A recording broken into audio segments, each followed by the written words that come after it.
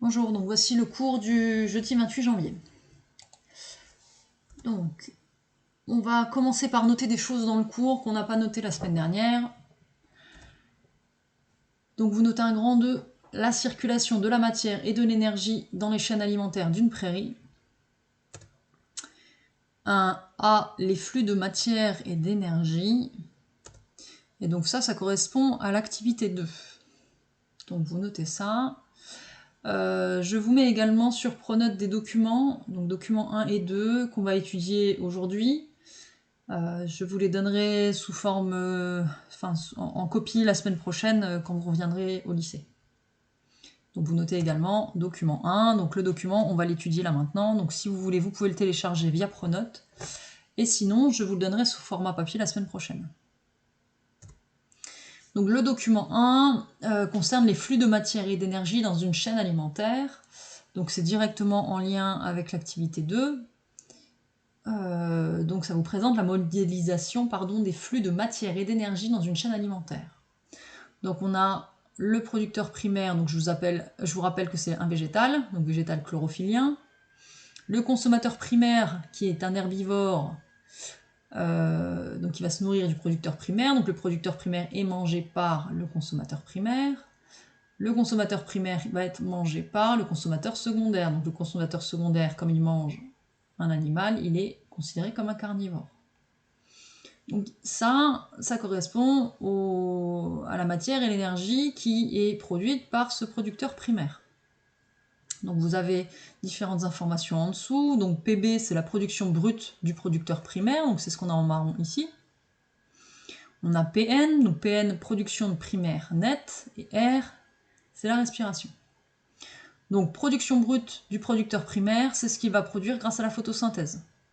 Donc on a vu, c'est essentiellement du glucose, et puis il peut y avoir d'autres molécules qui peuvent être produites, puis pourquoi pas stockées dans la plante.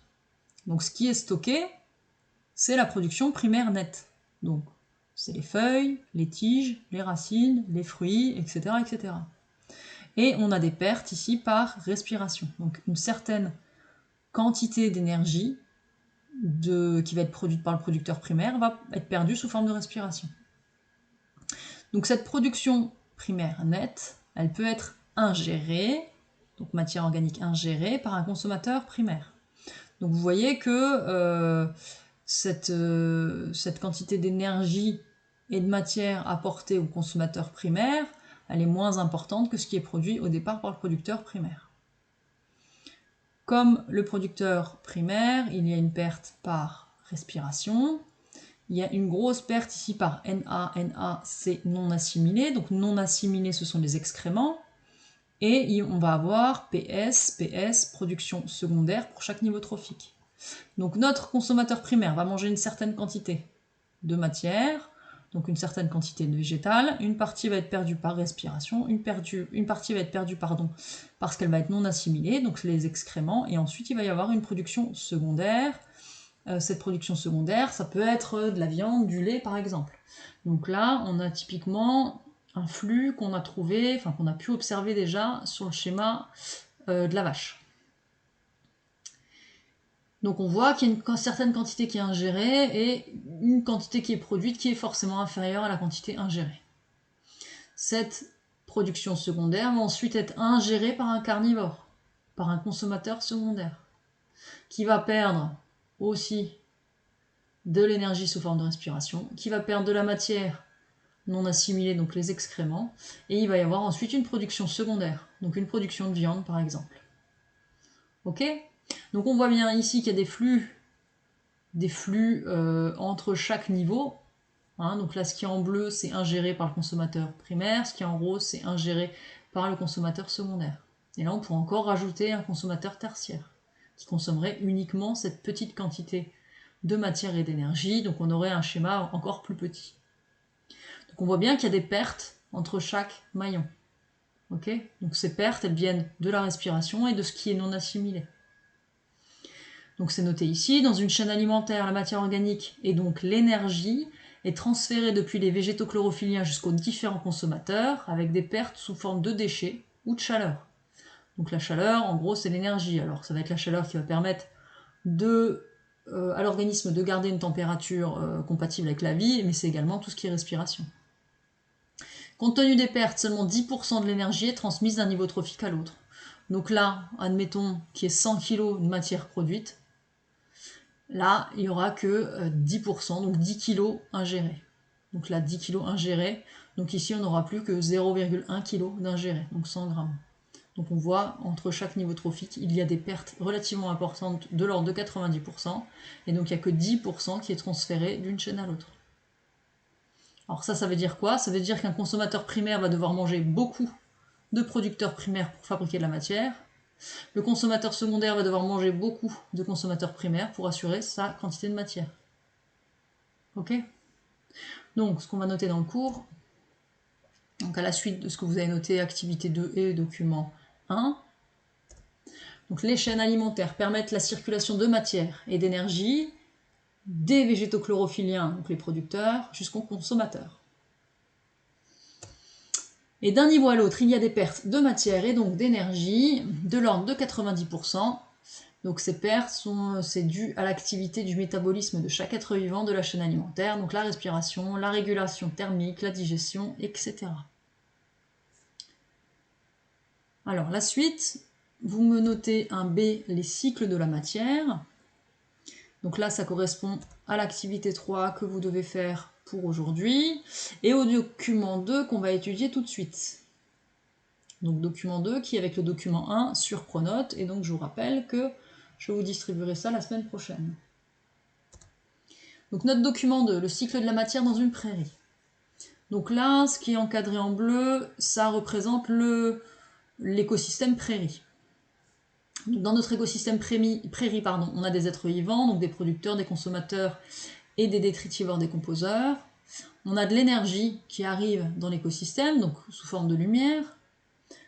Et on a rajouté des intrants et des exportations, donc ça on verra après. Donc ce qu'on voit en premier, c'est qu'on a du soleil, donc de l'énergie qui rentre dans l'écosystème. Le seul être vivant capable, parmi tout cela, d'utiliser cette énergie-là afin de produire de la matière, ce sont les producteurs primaires. Donc les producteurs primaires, grâce à l'énergie du soleil, grâce aux ions, grâce à l'eau, grâce au dioxyde de carbone, vont produire de la matière, donc du glucose, si vous vous rappelez, grâce à la photosynthèse. Donc cette énergie et cette matière va être consommée par les producteurs primaires, qui vont eux-mêmes être consommés par les consommateurs secondaires. En parallèle, les producteurs primaires vont par exemple perdre leurs feuilles, il va y avoir des feuilles mortes, il va y avoir des branches, il va y avoir des tiges qui vont rester au sol, ça va être décomposé par les détritivores et les décomposeurs. De même, les consommateurs primaires et les consommateurs secondaires, eux, vont produire des excréments qui vont être aussi décomposés par les détritivores et les décomposeurs. Donc toute cette matière organique produite par ces êtres vivants-là, donc tous ces déchets vont être consommés, et cette matière organique va être transformée en matière minérale, donc en ions, en minéraux. Donc ça, c'est une chaîne alimentaire, un réseau qui est assez équilibré. Par contre, comme les agriculteurs, enfin l'homme, va exporter du foin, donc il va exporter des producteurs primaires. Il va exporter de la biomasse animale, donc c'est-à-dire du lait ou de la viande. Donc comme il y a des exports de matières, ces matières-là ne sont plus dans le cycle, et il y a un dérèglement de ce cycle-là. Donc pour compenser ces pertes ici, il faut apporter des intrants, donc des engrais, du lisier, du fumier, pourquoi pas, sur la parcelle. Donc on va rajouter, donc dans une prairie on observe un cycle de la matière qui passe alternativement de la forme organique à la forme minérale, donc tout ça c'est organique, tout ça c'est organique, et grâce à ces êtres vivants là, ça va passer sous forme minérale. Ok, donc c'est vraiment un cycle plus ou moins long. Ok. Dans un agroécosystème, l'exportation de la récolte constitue un flux sortant de la matière, donc cette exportation-là, il doit être compensé par un flux entrant, ici représenté par les intrants. Donc, pour demain, vous faites l'activité 4. Donc je compte sur vous pour me poster avant minuit ce soir l'activité 3. Et vous me faites bien l'activité 4 pour demain.